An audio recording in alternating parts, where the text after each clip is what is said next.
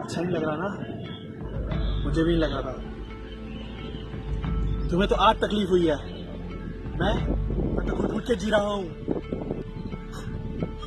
मैंने तुम्हें कई बार चेतावनियां दी, सुधर जाओ, समझ जाओ, लेकिन तुम्हें सिर्फ अय्याशी ऐश करनी है। पता है कौन हूं मैं? मैं हूं पर्यावरण।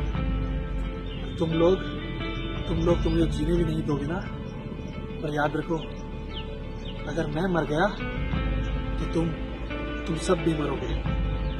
तो क्या करूं?